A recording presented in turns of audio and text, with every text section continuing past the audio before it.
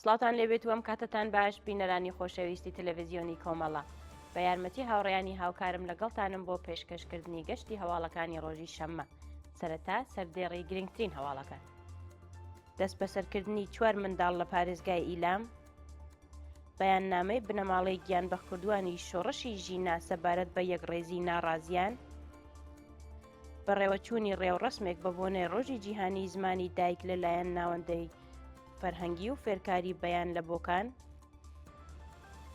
ئێدانەی سەرکوتی منداڵان لە ناڕەزایەتیەکانی مانگی ڕابردوو لەلایەن شەست نووسەر و چالاکی ئەدەبیاتی منداڵان و داواکاری ئازادی دەستبەجێ منداڵان لەلایەن ڕێکخراوەی یونیسیفەوە.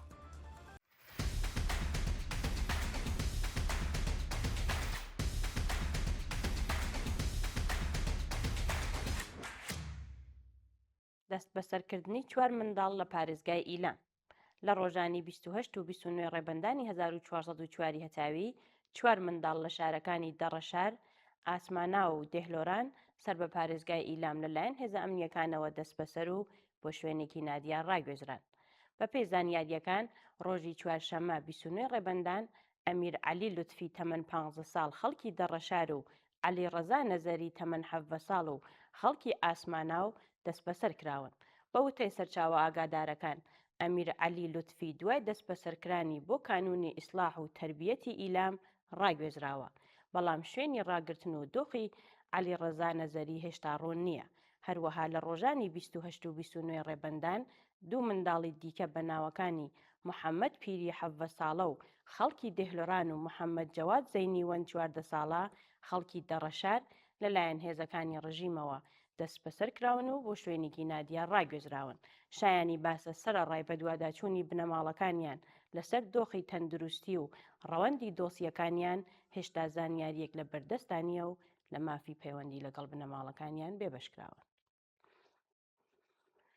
بەیاننامەی بنەماڵەی گیانبەخکردووانی شۆڕشی ژینا سەبارەت بە یەکڕێزی ناڕازیان ڕۆژی ڕابردوو کۆمەڵێک لە بنەماڵەی گیانبەخکردووانی ڕاپەڕینی ژن ژیان ئازادی لە ڕاگەیاندراوێکدا سەرخۆشی و هاخەمی خۆیان ئاراستەی بنەماڵەی قوربانیانی ڕووداوەکانی ناڕەزایەتیەکان لە کرماشان، ئیلام و لڕستان کردو لە هەمان کاتدا پێداگریان لەسەر گرنگی یەکگرتووی و هاودەنگی کرد.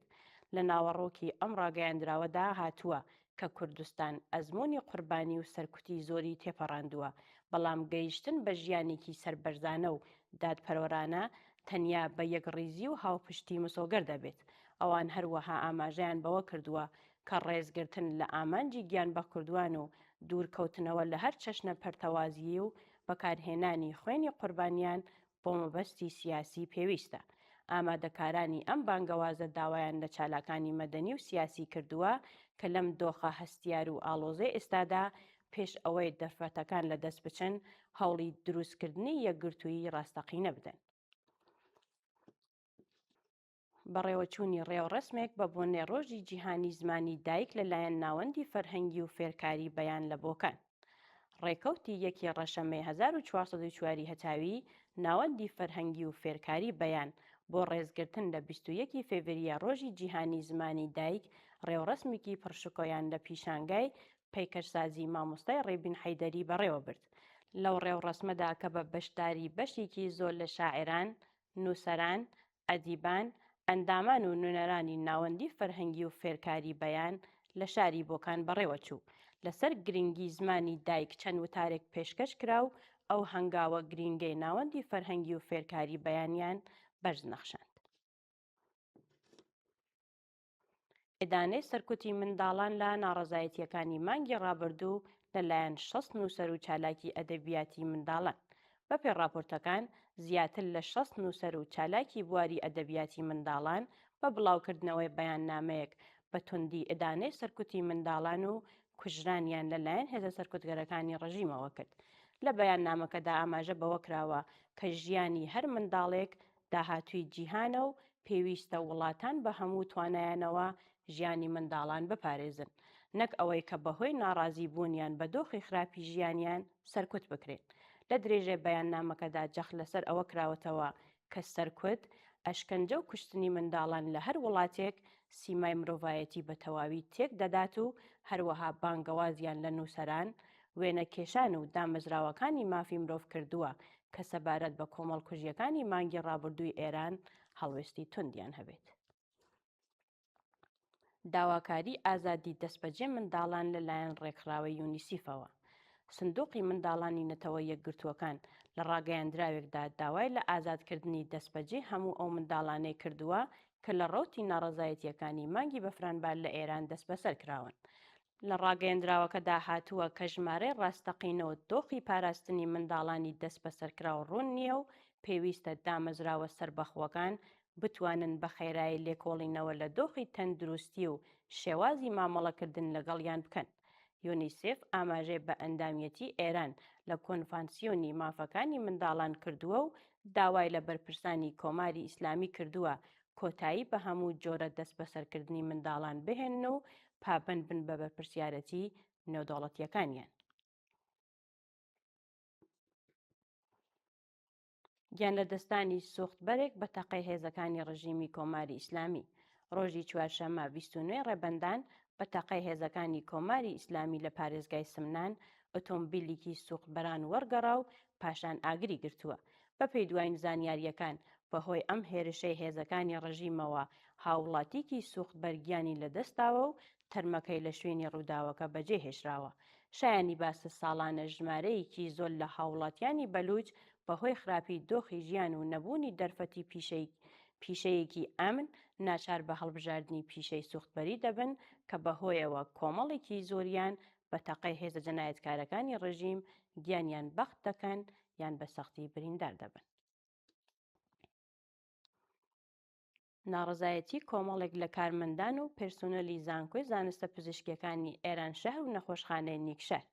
لە ڕۆژانی ڕابردوودا کۆمەڵێک لە کارمەندان و پێرسۆنەلی زانکۆی زانستە پزیشکیەکانی ئێران شار و نەخۆشخانەی نیکشار دژ بە خراپی دۆخ ژیان و مەعیشەتیان ناڕەزایەتیان دەربڕی. بە پێی دوای زانیاریەکان بەشداربووانی ناڕەزایەتیەکە ئاماژە بەوە دەکەن کە بەهۆی پێنەدانی حەقدەست و مەزایە دواخراوەکانیان لە دۆخێکی زۆر خراپی ئابووریدا دەژین و تەنانەت توانای دابینکردنی سەرەتاییترین پێداویستیەکانی ژیانی بنەماڵەکانیان نییە. لە درێژەی ناڕەزایەتیەکاندا هاوڵاتیان خوازیاری بەرزکردنەوەی ئاستی حەقدەست بەپێی ڕێژەی هەڵاوسان، دابینکردنی بیمەی دەرمانی کارامە، تەزمینی ئەمنیەتی پیشەیی، پێدانی حەقدەست و مەزایە دواخراوەکان و هەروەها گۆڕانی گرێبەستەکانیان بوون. داواکاری ئاڵمان و سوئێد لە هاوڵاتیانیان بۆ بەجێهێشتنی ئێران. ڕۆژی ڕابردوو وەزارەتی دەرەوەی وڵاتانی سوئێد و ئاڵمان داوایان لە هەموو هاوڵاتیانی خۆیان کردووە لە زووترین کاتدا ئێران بەجێ بهێڵن. لە ڕاگەیاندنی فەرمی وەزارەتی دەرەوەی ئاڵمان و هەروەها لە وتارەکانی وەزیری دەرەوەی وڵاتی سوئێددا هاتووە کە بەهۆی بەرزبوونەوەی ڕێژەی گرژی و ئاڵۆزیەکانی نێوان ئەمریکا و ڕژیمی کۆماری ئیسلامی گیانی هاوڵاتیانیان لە ئێران ئەمن نییە و پێویستە لە زووترین کاتدا ئێران بەجێ بهێڵن. دووە هەواڵمان سەبارەتە بە دەست بەسەرگرتنی کەشتیەکی کۆماری ئیسلامی لە دانمارک. ڕۆژی ڕابردوو ئەرتەشی دەریایی وەزارەتی دەرەوەی وڵاتی دانمارک ڕایگەیان کە دەستیان بەسەر کەشتیەکدا گرتووە کە بە ئاڵای کۆماری ئیسلامیەوە لە ئاوەکانی ئەو وڵاتە لەنگەری گرتبوو. بەپێی راپۆرتەکان ئەو کەشتیە بە ناوی نۆرا کە پێشتر بە ئاڵای کۆمۆرۆسەوە هاتوچووی دەکرد لەلایەن وڵاتی دانمارکەوە دەستی بەسەرداگیراوە. بەپێی راپۆرتی گەیشتوو بەرپرسانی وڵاتی کۆمۆرۆس دانمارکیان ئاگادار کردووەتەوە کە ناوی ئەم کەشتیە لە لیستی کەشتیە تۆمارکراوە فەرمیەکاندا نییە و هەر بۆیە کەشتیەکە تاکاتی پێشکەشکردنی بەڵگەنامەی دروست دەستی بەسەردا دەگیردرێت. بە گوێرەی دوای زانیاریەکان نۆرا ئێستا بە ئاڵای کۆماری ئیسلامیەوە تۆمار کراوە و بە گوێرەی یەکێک لە راپۆرتەکان ژمارەی ناسنامی ئەم کەشتیە هاوبەشە لەگەڵ کەشتیەکای دیکەی لە پێشتر ببورن کەشتیەکانی دیکەی کە پێشتر لە لیستی گەماروی وڵاتە یەکگرتووەکاندا تۆمار کراوە. بینەرانی عەزیز و خۆشەویست، هەواڵەکانتان پێشکەش کرا. کات و ساتێکی خۆش بۆ هەموو لایەکتان.